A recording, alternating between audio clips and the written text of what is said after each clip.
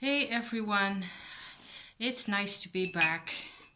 Or is it? Yes, it is. Um, I have so much stuff that I want to talk about, I swear.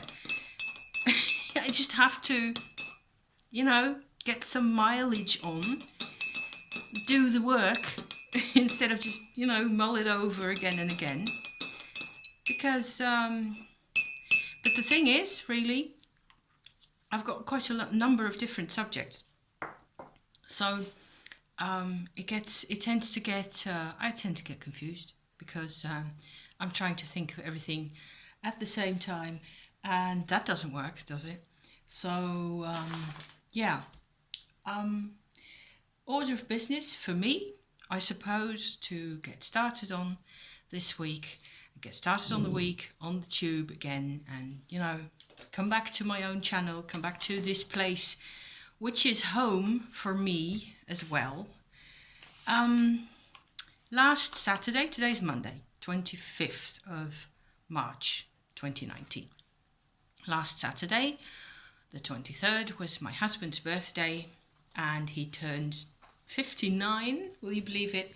He doesn't look a day over 27, which was his age when I met him, except maybe for, a slight indication of a sense of wisdom and peace over him, bless him.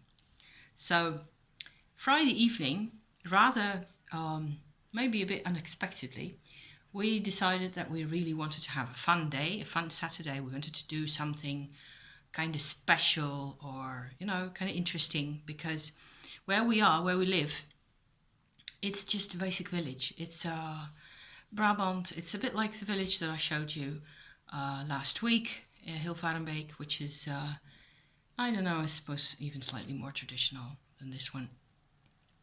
Nothing ever happens here, which is great, because I love it when nothing happens and it's quiet and you can just, go about your business, do your thing, have a life, and nobody is shouting at you. So good, okay? But for a birthday, and especially in this type of, for us, that Saturday, we just felt like we have to do something special. So the thing is that we have been watching episodes of a series that's on the Dutch television at the moment. It's been on for a couple of weeks. I think it's 6 episodes, and the 6th episode will be on this week. And I pre-record them, and then we look at them. We watch them whenever we feel up to it, or when we have time and we want to watch that together, because it's about painting. And the series is about painting. This series of 6, is about the painter Van Gogh, that we know as Van Gogh. Good luck with that. I don't care. You call him Van Gogh. It's a German name anyway, originally. Gogh is a village just over the border. So that doesn't really have anything to do with himself. We just find the series very interesting and very satisfying to look at, because the man who presents them, to me personally, this guy is just kind of special, because he, in his behavior, not so much his physical appearance or anything, but in his behavior, he reminds me a bit of my dad, whom I haven't really ever, had much contact with in my life. He's a bit like that, and he, in the best possible way. So he presents a couple of the, mannerisms and ways of talking and his accent and things like that, expressions and quirks and attitudes and things. And I wouldn't be surprised if there even were some type of an astrological correlation of some sort. I would not be surprised, because they're always there. There's always something. Which would be, for me personally, it would be fun to look that up, but I haven't, because I've been worried about many other things and interested in them also. Like I said, it's just it's like mushrooms, boopity boopity boopity boop, in my head all the time. I have this avenue to pursue and that thought, and that's interesting, and ding ding ding. Mercury retrograde, nah, not so much. I'm having tons of fun here. So The point being that what we get on the TV is a series where you can actually look at the works, some of the works that Van Gogh made, because he was prolific. He made a humongous pile of works. And so a selection of those and a bit of a bit of information as to where he made each specific painting and all that, of course, in chronological order, but specifically also why it's special and why this guy who presents this presenter guy, he's really passionate. He's a painter himself, and he's really kind of intrigued and almost enamored with how Van Gogh went about this business and how he basically, it looks like he sacrificed himself for his work and for this art, which of course is impressive and striking. And so that's been with us for a while, for those past 5 weeks or so that we were watching these episodes, and we have seen another of his series, because he tends to make these series. He's going to make one about Chagall as well, that I am going to be sure to watch, because I'm very fond of Chagall as well as a painter, even more than I was fond of Van Gogh myself. And he has done another series on Gauguin, Paul Gauguin, that we watched last year. And apparently he also did one on Picasso, so which I haven't seen. So I'm not so nuts about Picasso myself. Gauguin I like as a painter. I have much less affinity with Paul Gauguin as a person. But Vincent, I was struck by how, I don't know, it's like there's a huge lot of intensity. And I looked up Vincent and his brother Theo's charts on Astrotheme, which is my go-to website for celebrity charts. And there's a lot there going on that I can kind of relate to. So it might be worth, presenting my interpretation of Vincent van Gogh's chart to you. It might be worthwhile. I don't know. Maybe I'll get around to it. Coffee with, not so very hot anymore, with a bit of milk and a bit of cocoa and sugar. Just all stirred up. And then coffee got filtered into that. Because, you have to have something to lubricate the apparatus. Otherwise, I just get very dry and very dusty very soon. So, the point being of the whole thing, in Amsterdam, there is a Vincent van Gogh museum. And I looked up the prices, entry, what's that called? Tickets. They were 19 euros PP, which is something that we don't normally think we can afford, but nah. This time we just discussed it, and we had also a rather good deal on the train fares. We also paid 19 euros PP for the both ways ticket on the train. And that's actually a good deal, because normally you'd pay 40 or so. And then it's just, it's no point even thinking about it. But so we decided Friday evening, we just booked it and we just went for it. We were awake. I think we both were awake at 5 o'clock in the morning or something, all excited. Because you have to do some prepping and shower and, make a lot of pile of food to take along, because that's the way I tend to do these things.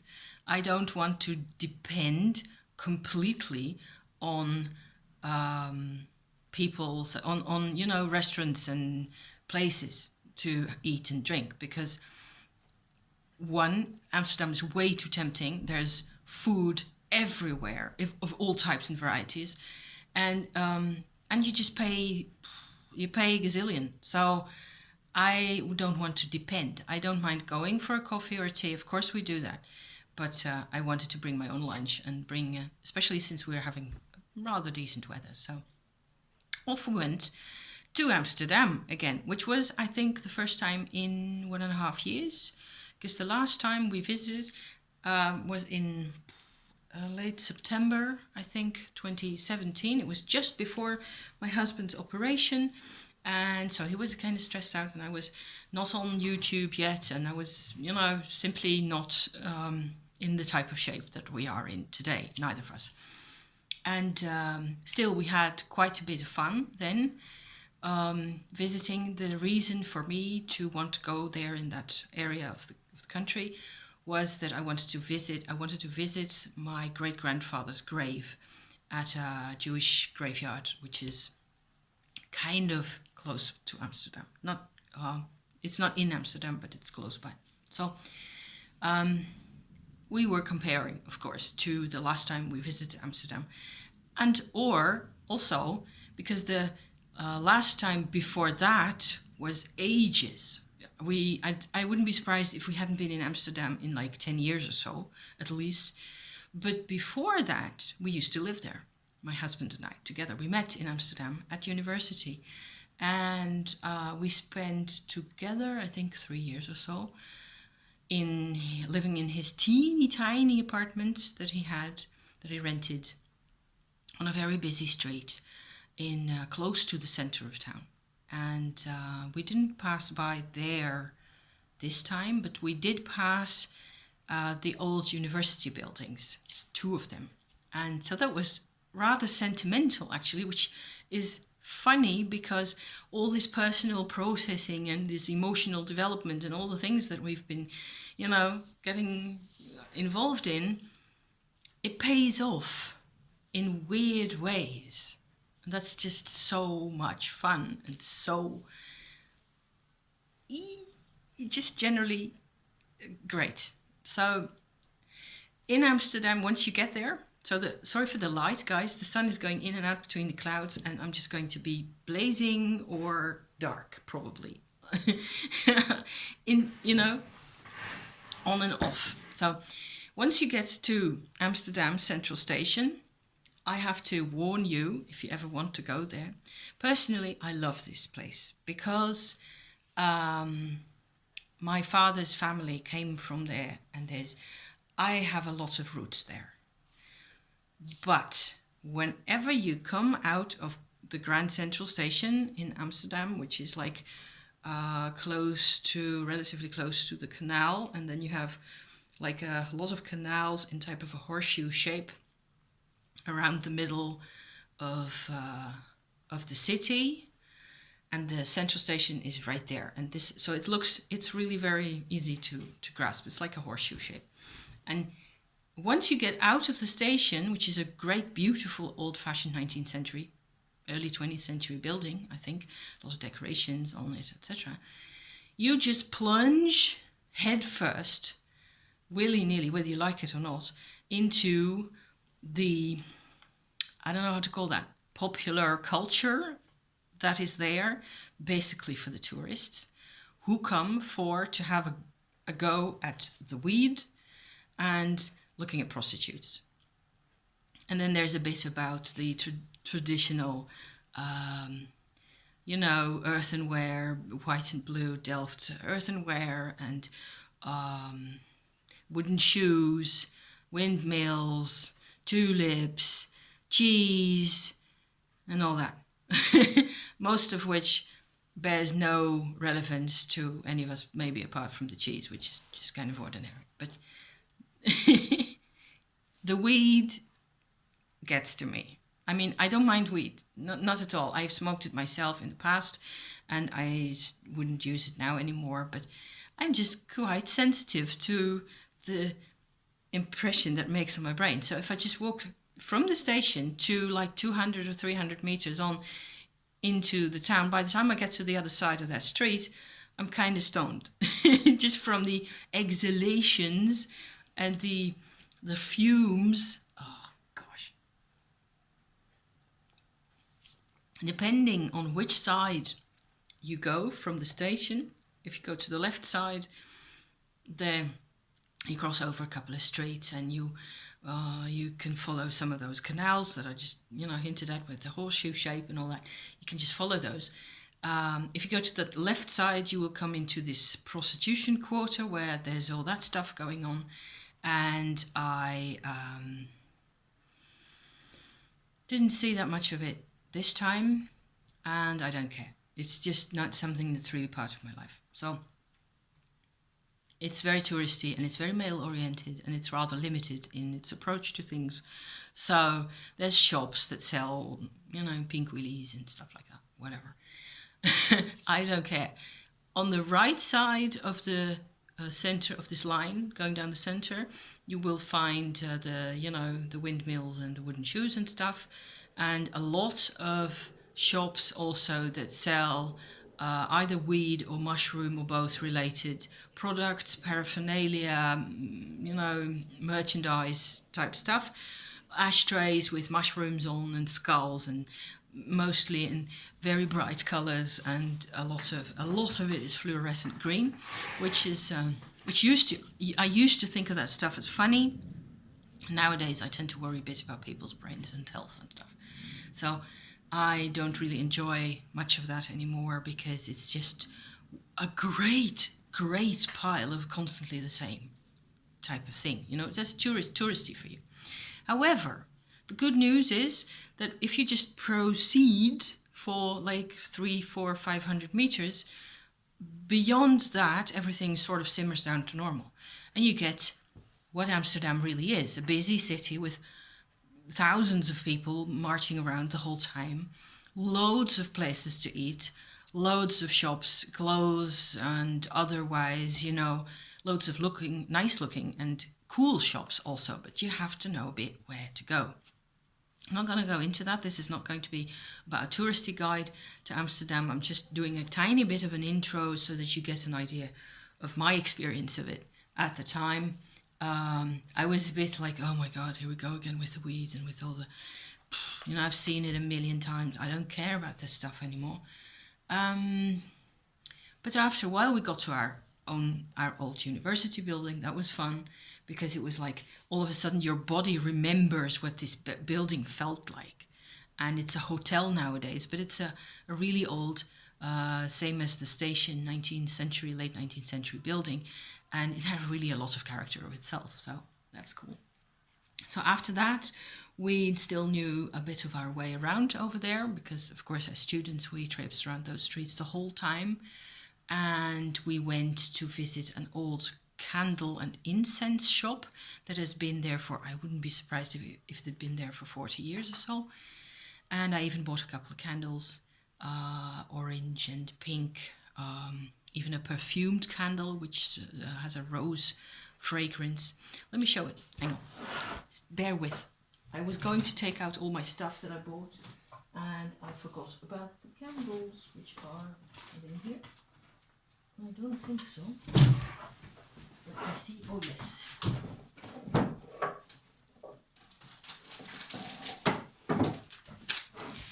There I am again. I haven't even opened it again.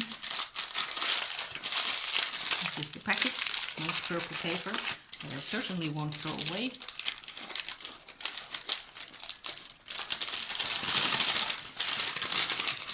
This shop has a lot of candles.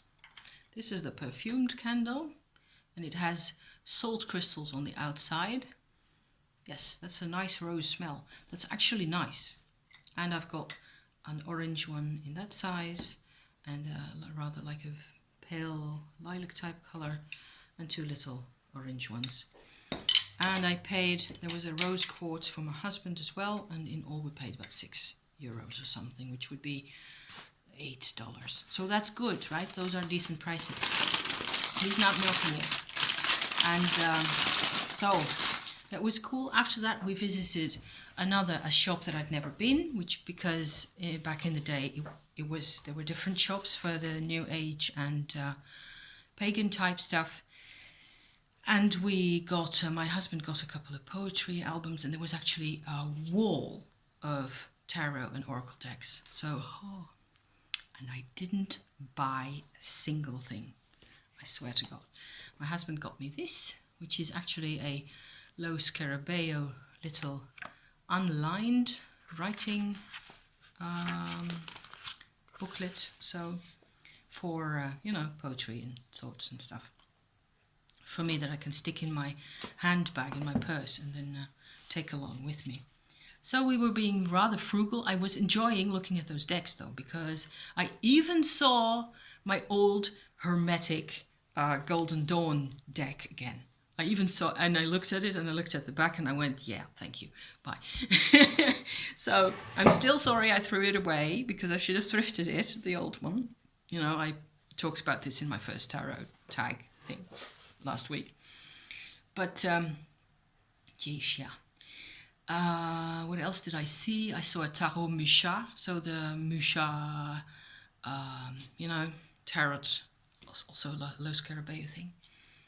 Really pretty, and somehow I can't relate to it at all. I saw a tiny version of a miniature version of the Visconti Sforza, which I really enjoy, which I would kind of, might be cool to get at some point, but I don't really need it.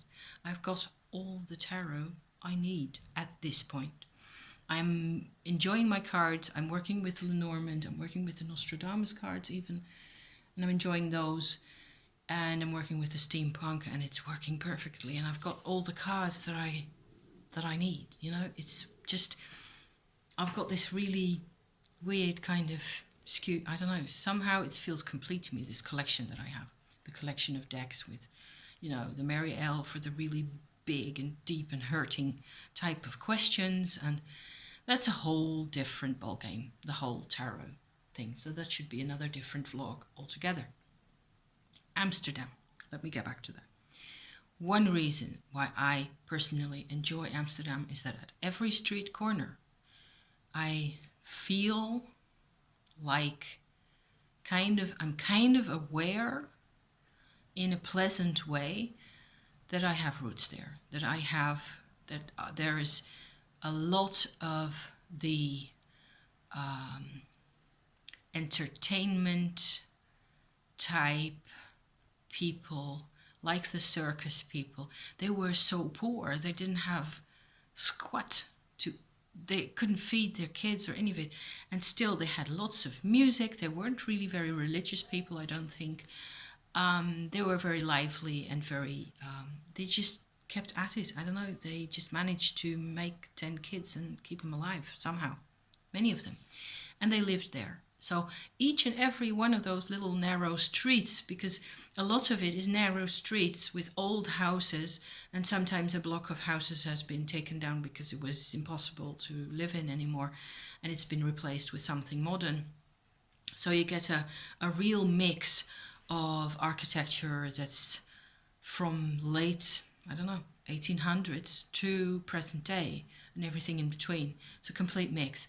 And there's still a lot of old stuff, still a lot of old decorations.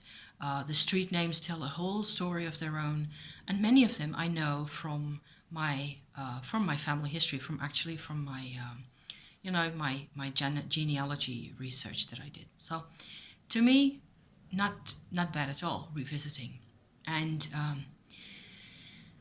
down to having another cup of tea, and then we got to the museum, because I booked the tickets for us to get there. You have to book a time when you get to the Vincent van Gogh Museum. You have to select a time that you want to be there, and I had booked us for 12:30, and it wasn't even hysterically crowded. It was crowded, but it wasn't like a throng constantly. And afterwards, I feel like, because there's 3 floors, and there's a shop, of course, on this side, and there's like a restaurant and eating place, lunchroom on the other side of that. That's the 1 floor. So I think there's 3 floors actually of actual paintings and some drawings and a bit of personal history of him and his family and his brother and all that.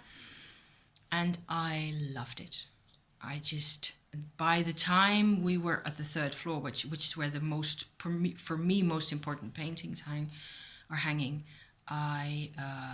if it was getting more crowded, because by that time it was like towards 2:00 or something, and I basically love it. And basically the thing I keep always, realizing for myself is I love going to a real museum. Why?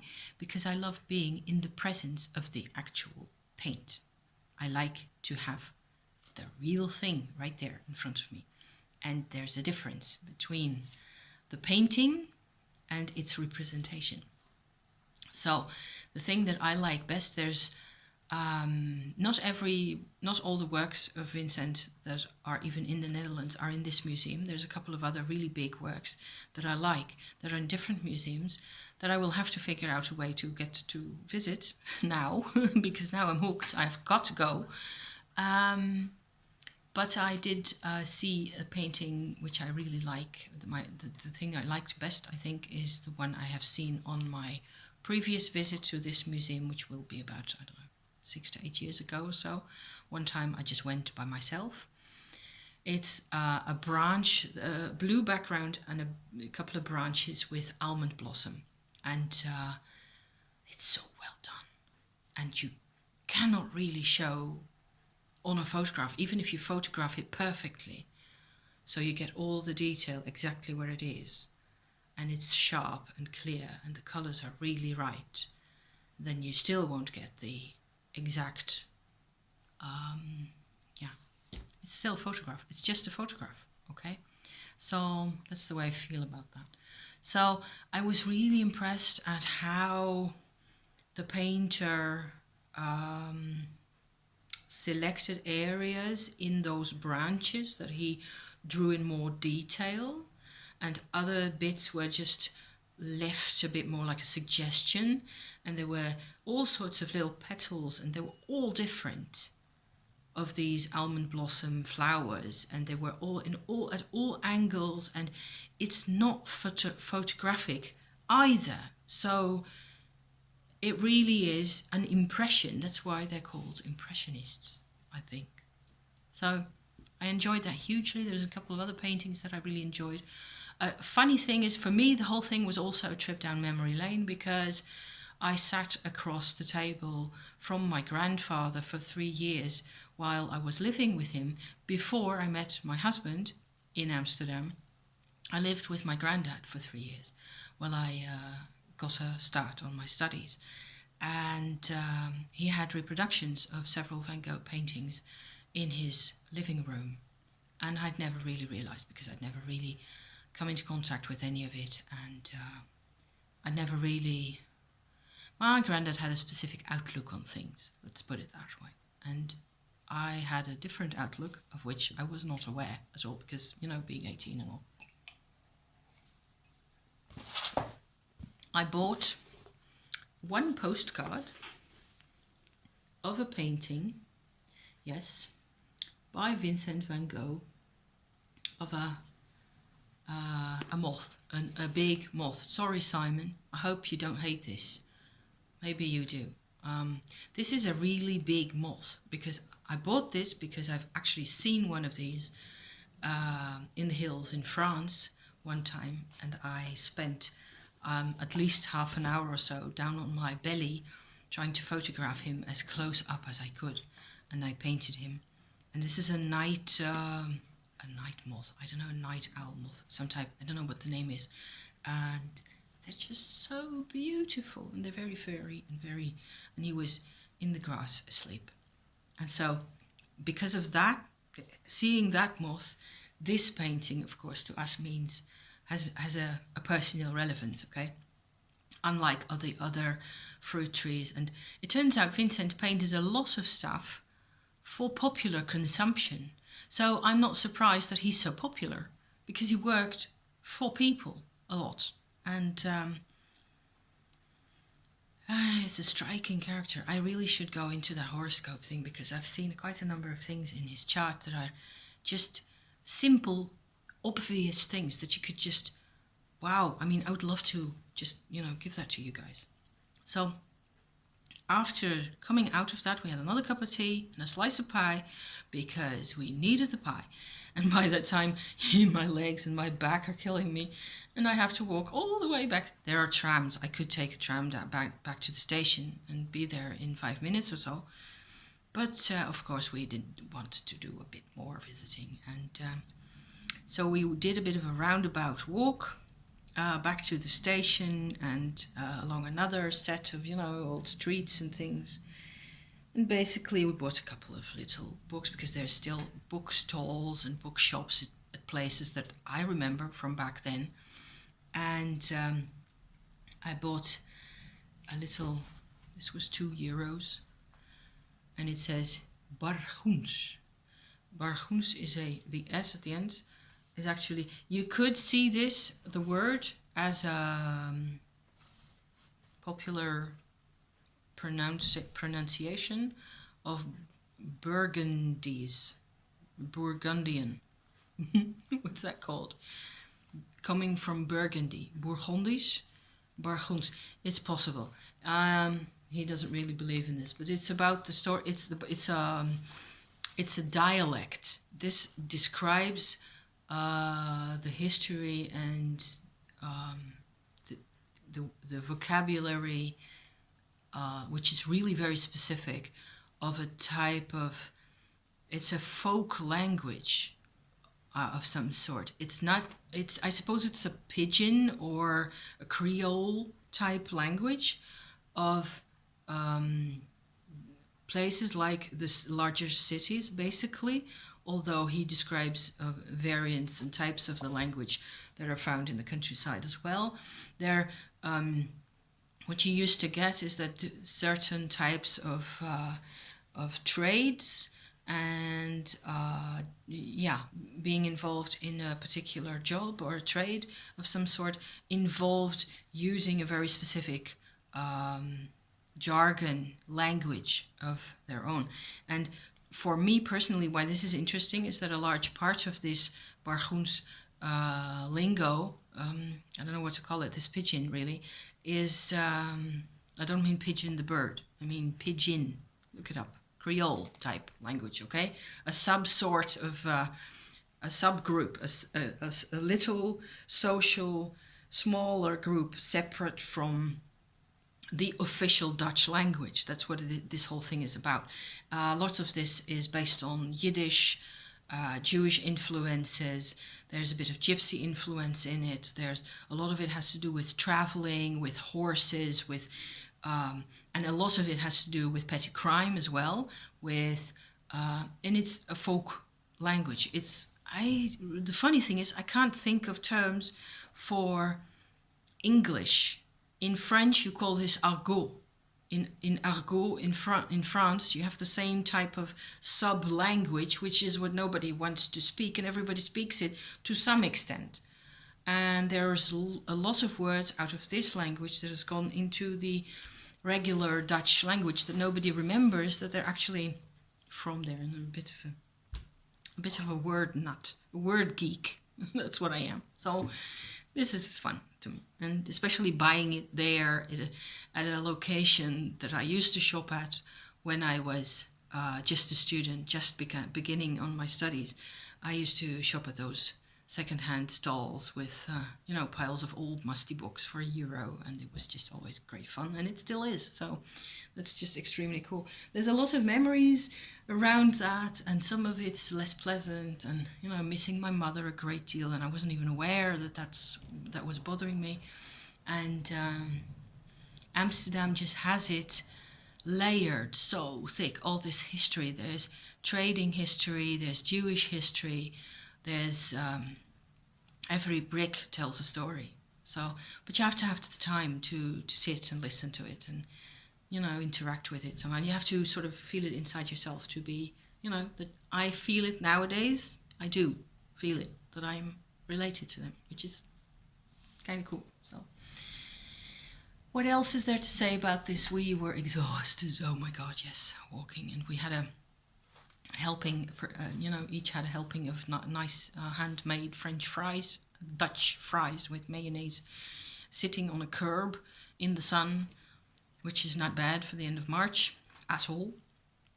And we sat there for a while and drank our tea out of our thermos and our apple juice, and chatted and sat reading even for a while in just a tiny teeny out of the way corner at the foot of as far as I know, is a building that's at least from the 17th century, if not way earlier, like an old fort. It looks like, with big round towers around a central tiny, I suppose, some kind of a courtyard, and it's where they used to do the weighing for trade back in the day. So I have to still look that up.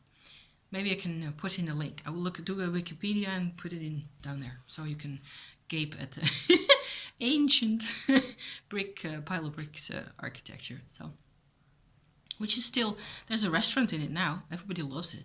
So, I suppose that's one thing I like about Amsterdam. Really, is that people are still very much enjoying that place to live and to work and to, yeah, it's kind of special. And you're so relieved once you're back in the train, back to your countryside. So I will buckle this reminiscence up for now. I think I've shown you and told you what I needed to at this point. It's just been very much foremost in my brain, and then we can get on to the serious business, which has to do with boundaries. What's that? Okay, we will report back in, you guys. Thank you for watching, as usual. See you soon.